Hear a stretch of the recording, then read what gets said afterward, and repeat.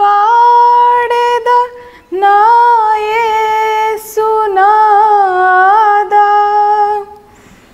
నాకై నీవు చేసిన మేళ్ళకై కోటి కోటి కృతజ్ఞతలు. కృతజ్ఞతతో స్తుతి పాడేద నా యేసునాదా. నాకై నీవు చేసిన మేళ్ళకై కోటి కోటి కృతజ్ఞతలు. అర్హతే లేని నాపై నీదు ప్రేమ చూపిన కృపామయా. అర్హతే లేని నాపై నీదు ప్రేమ చూపిన కృపామయా. నా ఊహల కంటెను అధికముగా దయచేయు ప్రేమమయా. నా ఊహల కంటెను అధికముగా దయచేయు ప్రేమమయా. కృతజ్ఞతతో స్తుతి పాడేద నా యేసునాదా. నాకై నీవు చేసిన మేళ్ళకై కోటి కోటి కృతజ్ఞతలు.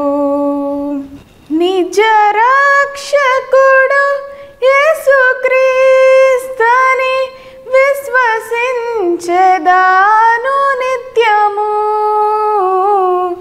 నిజ రక్షకుడు యేసుక్రీస్తుని విశ్వసించెదాను నిత్యము. నీ పాద సేవలో బ్రతుకుటకై నీ వరము ప్రసాదించుము. నీ పాద సేవలో బ్రతుకుటకై వరములతో అభిషేకించు. కృతజ్ఞతతో స్తుతి పాడేద నా యేసునాదా. నాకై నీవు చేసిన మేళ్ళకై కోటి కోటి కృతజ్ఞతలు. కోటి కోటి కృతజ్ఞతలు. హల్లెలూయా. ప్రేమిస్తున్నామంటే దాన్ని క్రియలలో చూపించాలి. దేవుడు అంటే నీకు ప్రేమ కదా, దాన్ని ఎలా చూపించాలి? క్రియల్లో చూపించాలి. దేవుని కోసం ఏదో ఒకటి చేయడం, దేవుని పని చేయడం, సువార్త ప్రకటించడం, దేవుని పని కోసం హెచ్చించడం, దేవుని పనిలో ముందు ఉండడం, పరిచర్యలో పార్టిసిపేట్ చేయడం. దేవుని ప్రేమిస్తామన్నది నీకు అక్కడే కనబడితే, మాటల్లో కాదు. వీళ్ళు మాటలు చెప్పారు, యేసు ప్రభు శిష్యులు చాలా మాటలు చెప్పారు. కానీ యేసుని దర్శించుకోవాలి, ఆయన ప్రత్యక్షతను పొందాలి, ఆయన్ని ముఖదర్శనం చేసుకోవాలి, ఆయన మాట వినాలి అనే ఆలోచన వీళ్ళకి ఎవరికి లేదు. వీళ్ళు లోపల తలుపులు వేసుకుని కిటికీలు వేసుకుని సైలెంట్గా యూదులకు భయపడి కూర్చున్నారు. కానీ దేవుడు వదిలిపెట్టేవాడు కాదు. దేవుని స్తోత్రం కలుగా. హల్లెలూయా. వాళ్ళు నా దగ్గర రాలేదు కదా, వాళ్ళు నన్ను దర్శించుకోవడానికి సమాజం దగ్గర రాలేదు కదా, వాళ్ళ దగ్గర నేను ఎందుకు వెళ్ళాలని ఆయన అనుకునేవాడు. ఏమండి, యేసు ప్రేమ మారేది కాదు, మన ప్రేమలు మారిపోతా ఉంటాయి. దేవుని స్తోత్రం కలుగును గాక. ఏమంటే మనుషుల ప్రేమలు ఎలా ఉంటాయి అంటే నీటి మీద రాతల్లాగా ఉంటాయి. ఈరోజు ఒకలాగా, రేపు ఒకలాగా, ఎల్లుండి ఒకలాగా, అలాగా మారిపోతా ఉంటాయి. యేసు ప్రేమ ఒక మాట అంటారు కదా, నేను శాశ్వతమైన ప్రేమతో. ఏ ప్రేమ అంటే దేవుని ప్రేమ, ఎవర్ లాస్టింగ్ లవ్, శాశ్వతమైన ప్రేమ, మారే ప్రేమ కాదు. యేసయ్య ప్రేమ మారదు. వాళ్ళు దాక్కున్నారు కదా, వాళ్ళ దగ్గర నేను ఎందుకు వెళ్ళాలి, వాళ్ళకి నేను ఎందుకు ప్రత్యక్షం అవ్వాలి, వాళ్ళ దగ్గర రాలేదు కదా, నేను ఎందుకు వాళ్ళ దగ్గరికి వెళ్ళాలని అనుకోలే ఆయన. వాళ్ళు భయంతో ఉన్నారు, ఆందోళనతో ఉన్నారు, కలవరంతో ఉన్నారు, దిగులుతో ఉన్నారు, నెమ్మది లేకుండా ఉన్నారు. వాళ్ళ దగ్గరికి వెళ్ళాలి, వాళ్ళు ధైర్యపరచాలి, వాళ్ళు బలపరచాలి, వాళ్ళ ఉన్న తిరిగితనము తొలగించాలనుకున్నాడు. తలుపులన్నీ వేసుకుని ఉండగానే మధ్యలోకి వచ్చేసాడు. దేవుడు స్తోత్రం చెప్తామా? గట్టిగా చెప్పండి. హల్లెలూయా. తలుపులు వేసి ఉన్నాయి, కిటికీలు వేసి ఉన్నాయి. డైరెక్ట్ ఎక్కడికి వచ్చాడు? వాళ్ళ మధ్యలోకి వచ్చాడు యేసు ప్రభు. ఒకవేళ తలుపు కొడితే తీసేవాళ్ళు, ఇల్లు తీసేవాళ్ళు కాదు. ఎందుకు? ఏ యూతులు వచ్చారు, ఏ రోమా సైనికులు వచ్చారు, ఏ ప్రధాన యాజకులు మనుషులు వచ్చారో మమ్మల్ని పట్టుకెళ్ళిపోతాను కానీ భయపడేవాళ్ళు, తలుపు తీసేవాళ్ళు కాదు. అందుకే యేసు ప్రభుకు తెలుసు ఎవరికి ఎక్కడ ఎలా ప్రత్యక్షం అవ్వాలో ఆయనకు తెలుసు. తలుపులు కిటికీలు వేసి ఉండగానే మధ్యలోకి వచ్చేసాడు. వాళ్ళ మధ్యలోకి వచ్చి ఏమన్నా తెలుసా? మీకు సమాధానము కలుగునుగాక. హల్లెలూయా. దానికోసం ఎదురు చూస్తున్నారు వాళ్ళు. సమాధానం వస్తే అన్నీ వెళ్ళిపోతాయి. సమాధానం అంటే మనిషి పేరు కాదండి. సమాధానం అంటే పీస్ ఆఫ్ మైండ్, శాంతి, సమాధానం. ఇది లేక ఎంతమంది అల్లాడుతున్నారు ఈ రోజునే. ఐశ్వర్యవంతులు ఉన్నారు, కోటీశ్వరులు ఉన్నారు, ఎవరి పేరు ప్రఖ్యాత కలిగి ఉన్న వాళ్ళు ఉన్నారు. వాడికి అన్నీ ఉన్నాయి కానీ ఏం లేదు, మనసులో సమాధానం లేదు, మనసుకు నెమ్మది లేదు. మనిషి జీవితంలో సమాధానం కోసం కొట్టుకులాడుతున్నారు. భయముతో, ఆందోళనతో, కలవరంతో వాడికి ఎంత డబ్బు ఉన్నా సమాధానం లేదు. ఏం జరుగుతుందో అర్థం కాని పరిస్థితి. అలాంటి వాళ్ళకి లోకం సమాధానం ఇవ్వదు, డబ్బు సమాధానం ఇవ్వదు, పదవులు సమాధానం ఇవ్వవు. ఎవరిస్తారంటండి? యేసు ప్రభు చెప్పాడు, నా శాంతిని నేను మీకు అనుగ్రహించుచున్నాను. దేవుని స్తోత్రం చెప్తామా? దేవుని శాంతి వాళ్ళ హృదయాల్లో యేసు ప్రభు నింపేశాడు. అప్పుడు దాకా భయం భయం, అమ్ము ఎవరు వస్తారు, మమ్మల్ని పట్టుకెళ్తారు. అసలు యేసు ప్రభు లేస్తే మనకు కనపడాలి కదా, మనం దర్శించుకోవాలి కదా, మనతో మాట్లాడాలి కదా, మనం చెప్పేస్తాం కదా అందరికీ, ఈ భయం లేకుండా ఉంటాం కదా అని అనుకుంటా ఉన్నారు. వాళ్ళ మధ్యలోకి ఇచ్చారు. దేవుని స్తోత్రం చెప్తామా? యేసు ప్రభు వచ్చి ఏం చెప్పాడో, ఏం చేశారో అక్కడ కొన్ని విషయాలు మనం చేద్దాం.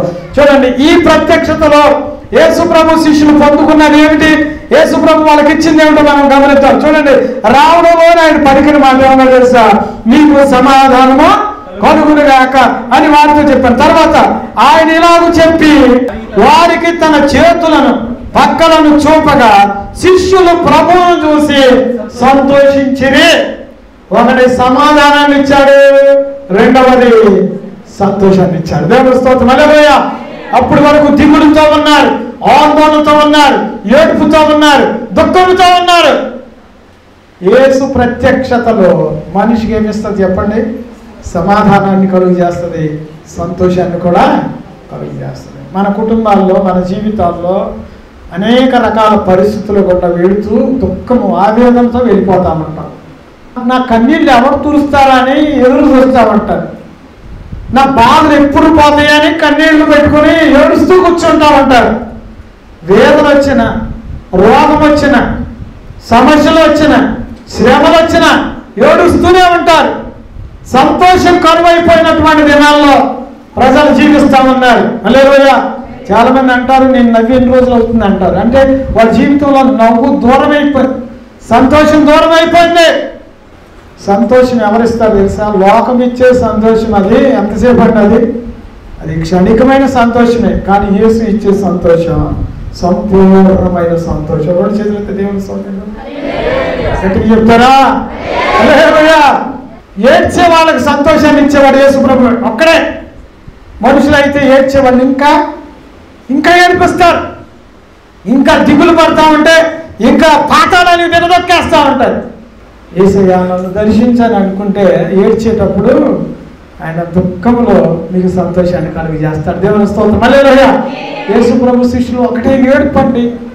యేసుని ఎలాగా కిరాతకంగా చంపేశారు, ఇంత దౌర్జన్యంగా ఆయనను దూషించి, అవమానపరిచి, నింద చేసి, హేళన చేసి భయంకరంగా చంపేశారని ఒక రకమైన ఏడుపు. లేచాడు, కనబడలేదని ఇంకోటి ఏడుపు.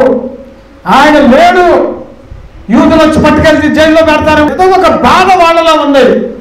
ప్రియ సోదరి సోదరులారా, చూడండి, సంతోషాన్ని ఇచ్చేవాడు యేసయ్య ఒక్కడే. దేవుని స్తోత్రం. హల్లెలూయా. సమాధానాన్ని ఇచ్చేవాడు కూడా యేసయ్య ఒక్కడే. ఈ లోకం ఎవరు సమాధానపరచదు, ఎవరిని సమాధానపరచదు. ఆందోళనతో ఏ క్షణాన్ని ఏం జరుగుతుందో, అనారోగ్యంలో ఉన్న వాళ్ళకి అదొక భయం. ఇంకా కూసేపు అయితే ఏమవుతుందో, ఏ హాస్పిటల్కి వెళ్ళవలసి వస్తుందో, ఈ అనారోగ్యం ఏటు దారి చేస్తుందో.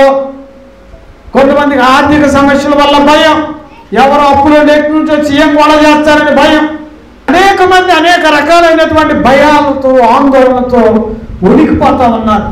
నెమ్మది లేకుండా కంటి మీద కునుకు పడదు కొంతమందికి, ఒట్టుకున్న తిని తిన్నారు కొంతమంది. అలాంటి వారికి యేసు వస్తే చాలు, వాళ్ళ పరిస్థితులన్నీ కూడా ఆయనే పరిపూర్ణంగా మార్చేస్తాడు. దేవుని స్తోత్రం. హల్లెలూయా. గట్టిగా దేవుని స్తోత్రం చెప్తారా? భయముతో ఉన్న, కలవనతో ఉన్న, ఆందోళనతో ఉన్న యేసు ప్రత్యక్షత నీకు జరిగితే నీ హృదయం ప్రశాంతంగా ఉంటుంది. హల్లెలూయా. కాబట్టి ఏదో బండ నీలో నుండి, నీ గుండెలో నుండి తీసి పక్కన పెట్టినట్టు ఉండదు. తర్వాత ఏం చేశారు చూడండి, అక్కడ ఇంకో మాట చూద్దాం. అక్కడ ఏం చేశాడు? అలాగే చెప్పి వారికి చేతులు పక్కన చూపించడం, వాళ్ళు సంతోషించారు. అప్పుడు మీకు సమాధానము కలుగునుగాక, తండ్రి నన్ను పంపిన ప్రకారం నేను మిమ్మల్ని పంపుచున్నానని వారితో చెప్పాను. తర్వాత ఆయన ఈ మాట చెప్పి వారి మీద ఊది పరిశుద్ధాత్మను పొందిడి. చాలండి. హల్లెలూయా. ఏమిచ్చాడు తెలుసా? ఆత్మనిచ్చాడు. ఏమిచ్చాడంటే పరిశుద్ధాత్మనిచ్చాడు. నేను మిమ్మల్ని పంపిస్తున్నాను, తలాకు మందున తండ్రి నన్ను పంపినట్లుగా నేను మిమ్మల్ని పంపిస్తున్నానని చెప్పి వారి మీద ఊదాడంట. ఆయన వాళ్ళు పరిశుద్ధాత్మతో నింపబడ్డారు. దేవునికి స్తోత్రం కలుగునుగా. హల్లెలూయా. మనం బలహీనం, మనం పిరికి వాళ్ళం, మనం ప్రార్థన చేయాలనుకుంటాం చేయలేము, భక్తిలో ఉండాలనుకుంటాం ఉండలేము, సాక్షులుగా జీవించాలనుకుంటాం జీవించలేము. ఎందుకని? మనం బలహీనలు. ఎప్పుడైతే పరిశుద్ధాత్మ అభిషేకాన్ని పొందుకుంటామో, అపొస్తలుల కార్యం 1:8 అంటాడు, మీరు పైనుండి శక్తిని పొందుతారు. పైనుండి ఏమొస్తుంది అంటండి? ఆ శక్తి యేసు ప్రభు వారికి ఇచ్చేసేటప్పుడే. దేవుని స్తోత్రం. హల్లెలూయా. బలహీనులైన వారిని బలపరిచేవాడు దేవుడు. ఏం కలవరపడక్కర్లే, నేను బలహీనంగా ఉన్నాను, నీరసంగా ఉన్నాను, ఏంటి కళ్ళు సహకరించట్లేదు, బాడీ సహకరించట్లేదు అని ఏమి వరి అవ్వాల్సిన అవసరమో లేదు. యెహోవా కొరకు ఎదురు చూచువారు నూతన బలం పొందెదరు, వారు పక్షిరాజు వలె రెక్కలు చాపి పైకి ఎగరెదరు, అలయక పరిగెత్తెదరు, సొమ్మసిల్లక నడిచిపోదు. దేవునికి స్తోత్రం. హల్లెలూయా. ఎదురు చూసే వాళ్ళకి నూతన బలం ఎవరిస్తారంటే అండి? దేవుడు ఇస్తాడు. బలహీనంగా ఉన్నాను, నీరసం వస్తుంది, బద్ధకం ఉంటుంది, బాడీ సహకరించట్లేదు, ఏంటో ఈ పరిస్థితి అని ఏమి వరి అవ్వక్కర్లా. దేవుని కోసం ఎదురు చూడండి, ఆ బలాన్ని దేవుడే మీకు ఇస్తాడు. ఏ బలం ఇస్తాడు? శరీర సంబంధమైన బలాన్ని ఇస్తాడు, ఆత్మ సంబంధమైన బలమును కూడా ఆయన మీకు అనుగ్రహిస్తాడు. దేవునికి మహిమ కలుగునుగా. హల్లెలూయా. దేవుని ప్రత్యక్షత ఒకటి సమాధానం ఇచ్చింది, రెండవది సంతోషాన్ని ఇచ్చింది, మూడవది బలాన్ని ఇచ్చింది, అంటే పరిశుద్ధాత్మను ఇచ్చింది. తర్వాత చూడండి, ఆయన చెప్పి వారి మీద పరిశుద్ధాత్మను పొందుడి, మీరు ఎవరి పాపములను క్షమించుదురు అవి వారికి క్షమించబడును. హల్లెలూయా. పాపములను క్షమించే అధికారం యేసు ప్రభు ఎవరికి ఇచ్చారో తెలుసా? ఆయన శిష్యులకు ఇచ్చారు. దేవుని స్తోత్రం. హల్లెలూయా. అధికారం అనుగ్రహించబడింది, అభిషేకం అనుగ్రహించబడింది, అధికారము అనుగ్రహించబడింది. ఎవరికి? ఆయన ప్రత్యక్షత పొందుకున్న ఆయన శిష్యులకు. ఆమేన్. యేసు ప్రభు శిష్యులందరూ మేడగదిలో ఉన్నారు, తలుపులు కిటికీలు వేసుకున్నారు, భయంతో ఉన్నారు. ఎవరు వాళ్ళ పలకరించే దిక్కే లేరు, వాళ్ళ ధైర్యపరిచే వాళ్ళు ఎవరు లేరు. వాళ్ళు అనాథలుగా ఉన్నారు, ఏకాకులుగా ఉన్నారు, బిగ్ బిగ్ పని కూడా కూర్చున్నారు. వాళ్ళ కళ్ళల్లో భయం స్పష్టంగా కనపడుతుంది. అలాంటి వాడి మధ్యలోకి ఎవరు వచ్చారండి? చెప్పండి గట్టిగా. ఎవరు వచ్చారు? ఎవరి కోసం వాళ్ళు ఎదురు చూస్తున్నారు? ఆయనే వచ్చాడు. దేవుని స్తోత్రం. హల్లెలూయా. 100 మందికి 100 మంది ఎన్ని చెప్పినా ఎక్కది కావాలి, కానీ కావాల్సిన వాళ్ళు ఒక్క మాట చెప్తే ఫుల్ బూస్ట్ అయిపోతారు. దేవుని స్తోత్రం. హల్లెలూయా. వీళ్ళకి ఎంతమంది ఉన్నారు కానీ ఎవరి ముఖాల్లో చూసినా సంతోషం లేదు, ఎవరు ధైర్యంగా కనబడలేదు. యేసు రావడంలోనే వాళ్ళ ముఖాల్లో ఏమొచ్చిందంటే, చెప్పండి, మీరు చెప్పాలి, ఏమొచ్చింది? సమాధానం కలిగింది. దేవుని స్తోత్రం. హల్లెలూయా. యేసు ప్రత్యక్షత. యేసు ప్రభు శిష్యులకి ప్రత్యక్షత దొరికినప్పుడు యేసు ఏమేమి అనుగ్రహించాడు వాళ్ళకి? నెంబర్ 1 సమాధానం ఇచ్చాడు, నెంబర్ 2 సంతోషాన్ని ఇచ్చాడు, నెంబర్ 3 ఆత్మ బలాన్ని ఇచ్చాడు, నెంబర్ 4 అధికారాన్ని ఇచ్చాడు. ఏం అధికారం ఇచ్చాడు? మీరు ఎవరి పాపాలు క్షమిస్తారో వాళ్ళ పాపాలు క్షమించబడతాయి, ఎవరి పాపాలు వాళ్ళ మీద నిలిచి ఉండవు అంటారో వారి పాపాలు అలాగే నిలిచి ఉంటాయి. అభిషేకాన్ని ఇచ్చాడు, అధికారాన్ని కూడా ఇచ్చాడు. ఎంత గొప్ప కృప! దేవునికి స్తోత్రం కలుగుగా. హల్లెలూయా. అప్పటి వరకు వాళ్ళ మీద అభిషేకం లేదు, అధికారము లేదు, సంతోషము లేదు, సమాధానము లేదు. పొందుకున్నారా లేదా? ఇలాంటి పొందుకోవాలంటే మనకేం కావాలి? యేసయ్య ప్రత్యక్షత మన జీవితంలో మనం పొందుకుని జీవించాలి. దేవుని స్తోత్రం కలుగుగా. హల్లెలూయా. ఇది ఎన్నో ప్రత్యక్షత? మూడో ప్రత్యక్షత. ఎవరెవరికి? ఫస్ట్ మగ్దలేని మరియమ్మ, రెండవది ఎమ్మాయి మార్గాన్ని పోతున్న 2 శిష్యులకు, మూడవది ఎవరికి? తలుపులు కిటికీలు వేసుకుని మేడగదిలో కూర్చున్నటువంటి శిష్యులకు. అది ప్రత్యక్షత. ఆ టైంలోనంట ఒక పర్సన్ ఆబ్సెంట్లో ఉన్నాడంట, మనకులాగానే. హల్లెలూయా. మనం కూడా కొన్ని అన్నిట్లో ఉన్నాం కదా. ఒకదానిలోకి వస్తే అంటే ఒకదాని అంటే ఒకటి, ఒక క్రమాల్లో ఉంటే మరొక క్రమంలో ఉండవు. ఒక ఆదివారం వస్తే కొన్ని వారం వెళ్ళే కదా. అదేదో దేవుణ్ణి మనం సాటిస్ఫై చేయడానికి వస్తున్నట్లు ఫీల్ అయిపోతాం. మనం సాటిస్ఫై అవుతామండి దేవుని సన్నిధికి వస్తే. హల్లెలూయా. కొంతమంది ఉంటారు బుధవారం వస్తే శనివారం రాడు, శనివారం వస్తే బుధవారం రాడు. కొంతమంది ఉంటారు బుధవారం శనివారం వస్తే ఆదివారం పత్తా లేకుండా పోతారు. ఆబ్సెంట్ అయితే చాలా అనర్థాలు జరుగుతాయి తెలుసా? హల్లెలూయా. దేవుడు ఎప్పుడు ఎలాంటి వాక్యం చేత మనల్ని బలపరుస్తాడో తెలియదు. దేవుడు ఎప్పుడు ఎవరిని ఎలా దర్శిస్తాడో తెలియదు. పాపం ఆ మ్యాటరు తోమా గారికి తెలియదు అనుకుంటా. యేసు ప్రభు సడన్గా వస్తాడు, ఇన్ని రకాలుగా దర్శించి ఇన్ని రకాల ఆశీర్వాదాలు ఇస్తాడని ఆయనకి తెలియక ఆబ్సెంట్ అయిపోయాడు. హల్లెలూయా. కొన్ని సందర్భాల్లో గమనించండి, ఆబ్సెంట్ అయినప్పుడే ఆశీర్వాదాలు పోగొట్టుకుంటారు మీరు. అర్థమవుతుందండి? ఆబ్సెంట్ అయినప్పుడే అభిషేకాన్ని కోల్పోతారు. ఆబ్సెంట్ అయినప్పుడే మీలో ఉన్న పిరికితనం ఎక్కువ అవుతుంది, డిప్రెషన్లోకి వెళ్ళిపోతారు. హల్లెలూయా. వింటా ఉండాలి ఆయన మాటలు. ఇప్పుడు చూడండి, యేసు ప్రభు వచ్చారు, ప్రత్యక్షత అయ్యింది, వెళ్ళిపోయారు. ఆయన అటు వెళ్ళిన తర్వాత ఈయన ఇటు వచ్చారు. ఎవరు? తోమా గారు వచ్చారు. రాటులోని వీళ్ళల్లో ముఖాల్లో కవళికలన్నీ కూడా మారిపోయినా లేదా? ఎలా ఉన్నారు వాళ్ళ ముఖాలు? ఎలా ఉన్నాయి? ప్రకాశిస్తూ ఉన్నాయి, వికసిస్తూ ఉన్నాయి, సంతోషంగా ఉన్నారు, హ్యాపీగా ఉన్నారు, రిలాక్స్గా ఉన్నారు.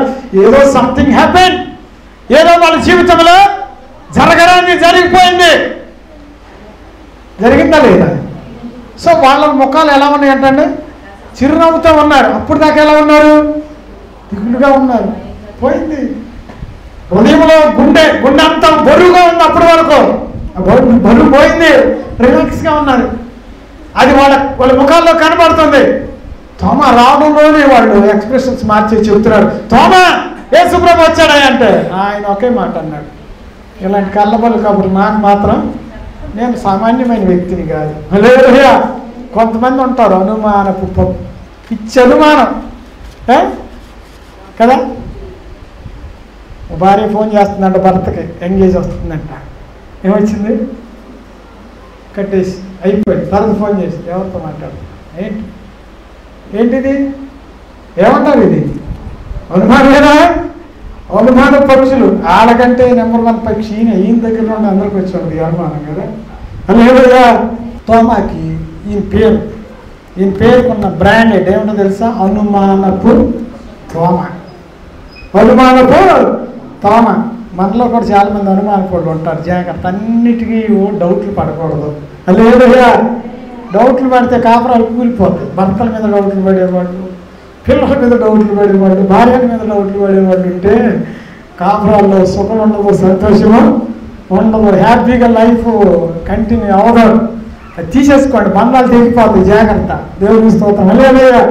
అన్నిటికీ అనుమానం పడకూడదు. తోమ అనుమానం పడుతున్నాడు. ఏమన్నాడు? నేను నమ్మనే డౌట్. ఫుల్ డౌట్ ఆయనకి. వాళ్ళు అన్నారు, బాబు నిజమయ్యా, యేసుప్రభు వచ్చాడయ్యా, మాకు సమాధానాన్ని ప్రకటించాడయ్యా, మా మీద ఆత్మను ఊదాడయ్యా అంటే, నేను నమ్మలే. ఎలా నమ్ముతాను మరి? ఏం చేస్తే నమ్ముతావు అంటే ఆయన అన్నాడు, ఏం చేస్తే నమ్ముతాడంటే ఆయన చెప్పండి ఇక్కడ, నేను ఆయన చేతులలో మేకుల గుర్తులను చూచి నా వేల మేకుల గుర్తులను పెట్టి నా చెయ్యి ఆయన పక్కలో ఉంచితేనే గాని. ఎంత భయంకరం! అనుమానం ఉన్న వాళ్ళందరికీ ఆత్మీయ తండ్రి అని అనుకుంటా. హల్లెలూయా. విశ్వాసులకు తండ్రి ఎవరండి? విశ్వాసులకు తండ్రి అనుమానంగా ఉండే వాళ్ళకి తండ్రి ఇదేని అనుకుంటా. ఎవరైనా తోమ ఎంత భయంకరంగా ఉందో తెలిసిన అనుమానం, స్ట్రాంగ్గా ఉన్నాడు. ఏమన్నాడు తెలుసా? ఆయన చేతులలో గాయాలైనవి కదా, ఆ గుర్తులను గుర్తుపట్టి ఆ గాయాల్లో నా వేలు పెట్టి, డొక్కలో కూడా పొడిచారు కదా, డొక్కలో కూడా నా చెయ్యి పెట్టి అప్పుడు నమ్ముతాను ఆయనే యేసు లేచాడని నమ్ముతాను అన్నాడు. దేవుణ్ణి అంత నమ్మాలి. కొంతమంది అంటారు, ఆయన నా ముందు కనబడితే నమ్ముతారు, ఆయన నాకు ఈ పని చేసి పెడితే నమ్ముతాను. ఇలాగ అనుమానాలు పెరిగిపోయింది. సండే టు సండే వచ్చేలోపు యేసు ప్రభు ఎప్పుడు ఎవరికి ఎక్కడ ప్రత్యక్షం కాలేదు. తర్వాత ప్రభు అనుకున్నాడు, తోమాలో అవిశ్వాసం ఎక్కువైపోతుందేమో, నాకు ఇంకా దూరం అయిపోతాడేమో, ఆయన మార్చాలనుకున్నాడు. యేసు ప్రభు వచ్చారు. ఎప్పుడు వచ్చారు? మళ్ళీ 8 దినాలు అయిన తర్వాత, ద సేమ్ డే మళ్ళా పునరుద్ధాన ముందు యేసు ప్రభు శిష్యులు అక్కడే కూర్చున్నారు, అదే ప్రాంతంలో కూర్చున్నారు, అలాగే తలుపులు కిటికీలు మూసేసుకుని కూర్చున్నారు. సడన్ గా మళ్ళా యేసు ప్రభు ప్రత్యక్షమయ్యాడు. దేవునికి స్తోత్రం చెప్తామా? గట్టిగా చెప్తే హల్లెలూయా. ప్రత్యక్షమై మళ్ళీ ఏమన్నాడు చెప్పండి? నీకు సమాధానము కలుగును గాక. యేసు ప్రభు ఎవరికి ఎక్కడ ప్రత్యక్షమైన ఆయన ఇచ్చేది పీస్ ఆఫ్ మైండ్. ఫస్ట్ మనుషులు కరువు అయింది, అది ఒకటే. ఏం కరువులో ఉన్నారు? ఆహారం కరువు కాదు, డబ్బులు కరువు కాదు. ఏ కరువులో ఉన్నారు? సమాధానం కరువు. ఎప్పుడు ఏదో గర్భిణి ఆందోళన కలవరంతో ఉంటారు. దాన్ని ఇచ్చేవాళ్ళు మనుషులు కాదు, యేసు ప్రభు ఒక్కడే ఇచ్చేవాడు. ఆయనకు ఒక పేరు ఉంది. ఏం పేరు అది? సమాధానకర్త. దేవుని స్తోత్రం. హల్లెలూయా. ఆయనే సమాధానకర్త. వచ్చాడు, సమాధానాన్ని ప్రకటించాడు. వెంటనే తోమా దగ్గరికి వెళ్ళి అన్నాడు, తోమా ఇదిగో చూసుకోవయ్యా, నా గుర్తుపడతాను కదా, నా చేతుల్లో కాళ్ళల్లో ఈ సూది మేకులు గాయాలు చూసుకో దా, డొక్కలో కూడా పొడుచుకో, ఏళ్ళు పెడతా, చేయి పెడతా, పెట్టుకున్నాడు. వెంటనే రియలైజ్ అయ్యాడు, గ్రహించాడు, నేను చేసింది తప్పి, నేనున్న మాటలో తప్పి అని గమనించి వెంటనే అంటాడు, ఏమన్నాడు తెలుసా? తోమా అన్నమాట, తోమా ఆయనతో నా ప్రభువా నా దేవా అని. ఈ confess that Jesus Christ is God. ఆయన గుర్తించాడు యేసుక్రీస్తు దేవుడు. 2 చేతుల దేవుని స్తోత్రం చెప్తావా? అప్పటి వరకు యేసు ప్రభుని ఏమన్నాడు ఆయన? ఏమనేవాళ్ళు? వాళ్ళందరూ యేసు ప్రభు శిష్యులు బోధకుడా అనేవాళ్ళు, రబ్బుని అనేవాళ్ళు. ఇప్పుడు ఏమంటున్నాడు తోమా? ఏమంటున్నాడు? ప్రభువా నా దేవా అంటే యేసు ప్రభుని దేవుడుగా ఒప్పేసుకున్నాడు. ఎవరైనా ఇప్పుడు ఆయనలో ఉన్న అనుమానం ఉందా, పోయిందా? వీళ్ళకంటే ఎక్కువ విశ్వాసం పెరిగింది దీనిలో. దేవుడు స్తోత్రం చెబుతామా? హల్లెలూయా. చూడండి, దేవుడు ఎవరి బలహీనతలను చూసి పక్కన పెట్టేవాడు కాదు. ఒకటి తెలుసుకోండి, మనుషులైతే మీ బలహీనతలు చూసి మీరు తల్లిదండ్రులైన పక్కన పెడతారు. దావీదు బలహీనతలు చూసి తల్లిదండ్రులు గొర్రెలను అప్పచెప్తారంట, గొర్రెలు కాసుకోరాడు. కానీ దేవుడు ఆయనలో ఉన్న బలాన్ని చూసి రాజుగా సింహాసనాన్ని అప్పచెప్పాడు. దేవుడికి స్తోత్రం చెప్తామా? తల్లిదండ్రులు కొంతమంది పిల్లలు, అరే నీకు చదువు రాదా అని పక్కన పెడతారు. కానీ దేవుడు వారిలో ఉన్న బలాన్ని చూసి కలెక్టర్లు చేస్తాడు, హల్లెలూయా, ప్రవక్తలు చేస్తాడు. మనం బలహీనతను చూస్తాం, కానీ దేవుడు మనలో ఉన్న బలాన్ని చూస్తాడు. హల్లెలూయా. పేతురికి ఏం తొందరపాటు ఎక్కువ. దేవుడు పక్కన పెట్టాడా? నువ్వు గాబరా పడతావురా బాబు పక్కన అని పెట్టాడా? దేవుడు వాడుకున్నాడు లేదా? పేతురు నడిచి వెళ్తా ఉంటేనంట ఆయన నీడ పడిన చచ్చిపోయిన వాడు తిరిగి లేచారంటే ఎంత బలంగా వాడుకున్నాడండి. దేవుని స్తోత్రం చెప్తామా? హల్లెలూయా. తోమా అనుమాన పక్షే, కానీ వీడు అనుమానపడే వీడి చూడ నాకెందుకని దేవుడు వదిలిపెట్టాడా? మనలో బలహీనత ఉంటే ఆ బలహీనతలు బట్టి దేవుడు మనల్ని ఎప్పుడు కూడా పక్కన పెట్టేవాడు కాదు. మన బలహీనతలు బట్టి మనుషులు పక్కన పెడతాడు. ఈయన కోపం ఎక్కువని పక్కన పెడతాడు, వీడు పిలుకోడని పక్కన పెడతాడు, వీడు చదువు రాదని పక్కన పెడతాడు, వీడు అజ్ఞానాన్ని పక్కన పెడతాడు, వీడు సరిగ్గా పని చేయాలని పక్కన పెడతాడు. కానీ దేవుడు అలాగా పక్కన ఎప్పుడు పెట్టేవాడు కాడు. తోమని పక్కన పెట్టలేదు. వీడు అనుమానపోడు, వీళ్ళ విశ్వాసం లేదు, వీళ్ళు ఎందుకు వాడుకోవాలని దేవుడు అనుకున్నాడా? అనుకుంటే భారతదేశానికి సువార్త వచ్చేది కాదు. హల్లెలూయా. భారతదేశానికి సువార్త ఎవరు తీసుకొచ్చారండి? ఈ రోజుల్లో చాలా మంది అజ్ఞానం తెలియక ఏమన్నా తెలుసా, అమెరికా వాళ్ళు తెచ్చారంట, ఇంగ్లీష్ వాళ్ళు తెచ్చారంట సువార్త. అమెరికా వాళ్ళు భారతదేశం అంతా సువార్త నింపారంట. అమెరికా వాళ్ళు కాదు. ఎప్పుడు వచ్చిందో తెలుసా సువార్త భారతదేశానికి? క్రీస్తు శకం 52వ సంవత్సరంలోనే అపోస్తలుడైనటువంటి సెయింట్ థామస్ భారతదేశంలో కేరళ రాష్ట్రంలో మలబార్ అనేటువంటి ప్రాంతంలో ఆయన అడుగు పెట్టాడు. హల్లెలూయా. ఆ ప్రాంతాన్ని, ఆ రాష్ట్రాన్ని, లేకపోతే అప్పుడు రాష్ట్రాలు అనేవాళ్ళకి దేశం అనేవాళ్ళు. కేరళ దేశం, కేరళ రాజ్యం అనేవాళ్ళు, కేరళ కింగ్డమ్. ఆ రాజ్యాన్ని పరిపాలిస్తున్నటువంటి రాజు అయినటువంటి గండోపరోస్ అనేటువంటి ఆయన కొన్ని కట్టడాలు కట్టాలనుకున్నాడంట, కొన్ని అంతఃపురం బిల్డింగ్స్ కట్టాలనుకున్నాడు. ఎవరు మంచి ఇంజనీర్ దొరుకుతాడని చూశాడంట. ఎక్కడ దొరికాడో తెలుసా? ఇస్రాయల్ దేశంలో యేసుప్రభు శిష్యుడైనటువంటి తోమయ ఈజ్ మంచి మంచి ఇంజనీర్, ఆర్కిటెక్ట్ ఇంజనీర్. ఈయన దొరికాడంట ఆయనకి. హల్లెలూయా. ఆయన రప్పించుకున్నాయంట. ఆయన అంతటికి ఆయన రాలా. దేవుని ప్రణాళిక చూడండి. భారతదేశానికి సువార్త ప్రకటించాలి, భారతీయులను పరలోకంలోనికి చేర్చాలి అనే ప్రణాళికతో దేవుడు తోమాని పంపించాడు. తోమాని ఎవరు రప్పించుకున్నారంటే గండోపరోస్ అనేటువంటి రాజు రప్పించుకున్నాడు. ఆయన రప్పించుకుని ఆయన పనులు అప్పచెప్పడానికి తీసుకొచ్చాడు. ఈయన పనులు చేస్తూ ఉన్నాడు, సువార్త చెప్తా ఉన్నాడు, అద్భుతాలు చేస్తూ ఉన్నాడు, సువార్త ప్రకటిస్తూ ఉన్నాడు, పనులు చేస్తూనే ఉన్నాడు. ఒకరోజు అంట రాజుగారు తమ్ముడు కుమార్తె చచ్చిపోయినట్టు యవనస్తున్నారు. అందరూ ఏడుస్తూ ఉన్నారు, వయసు కాకుండా చచ్చిపోయింది. చాలా దుఃఖంతో ఉన్నారు.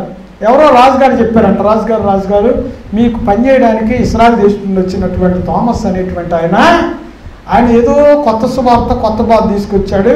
ఆయన ప్రార్థన చేస్తూ ఉంటే దెయ్యాలు పట్టిన వాళ్ళు విడుదల పొందుతున్నారు, రోగులు స్వస్థత పొందుతున్నారు, ఏదో కొత్త బాధ చెప్తున్నాడండి. ఆయన ఒక మాట కూడా అన్నాడు, చచ్చిపోయిన వాళ్ళు కూడా యేసు ప్రభు లేపుతాడని చెప్తున్నాడు. ఆయన ఏదో పిలవండి, పాప కోసం ప్రార్థన చేసి లేపుతాడేమన్నాడు. అప్పుడు ఆయన్ని పిలిపించుకున్నారు. తోమ వచ్చి ఆ చిన్న పాప కోసం ప్రార్థన చేస్తే ఆ పాప లేచి కూర్చుందంట. దేవునికి స్తోత్రం చెప్తున్నా. హల్లెలూయా. పాప లేచి కూర్చున్నప్పుడు రాజుగారు చెప్పాడు. అప్పుడు రాజులు ఎవరో తెలుసా? కేరళ రాష్ట్రాన్ని పరిపాలించే రాజులు బ్రాహ్మిన్స్. మొట్టమొదటిగా భారతదేశంలో యేసుక్రీస్తుని సొంత రక్షకుడిగా అంగీకరించిన వాళ్ళు ఎవరంటే కేరళ బ్రాహ్మిన్స్. వాళ్ళు అంగీకరించారు. అప్పుడు ఆ రాజు ఒక ప్రకటన చేశాడు, కేరళ రాష్ట్రం అంతా కూడా ప్రకటించాడు. ఏమన్నాడు తెలుసా? యేసుక్రీస్తే నిజమైన దేవుడు. తోమా ప్రకటించేటువంటి ప్రభువే నిజమైన దేవుడు.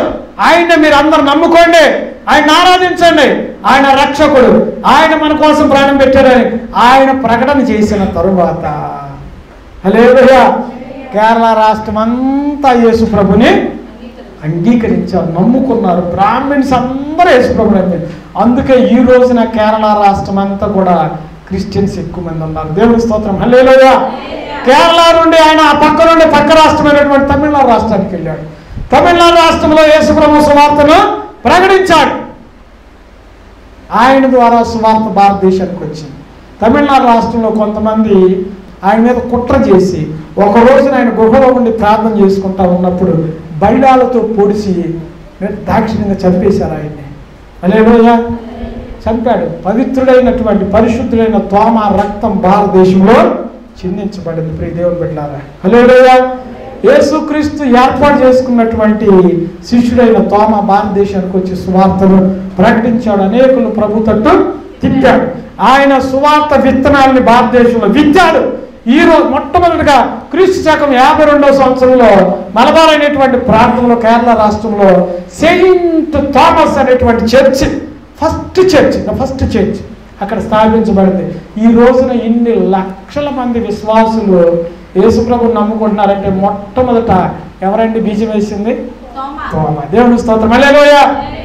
తోమాని ప్రభు రక్షించాడు, ప్రభువు శిష్యుల్లో చేర్చుకున్నాడు, ఆయన అభిషేకం ఇచ్చాడు, ఆయన అధికారం ఇచ్చాడు, ఆయన యొక్క లోపాన్ని సరిచేసి ఒక బలమైన సాధనంగా నిలబెట్టాడు. వచ్చి భారతదేశాన్ని రక్షించే సాధనంగా దేవుడు తోమాను వాడుకున్నాడు. దేవుని స్తోత్రం కలుగును. హల్లెలూయా.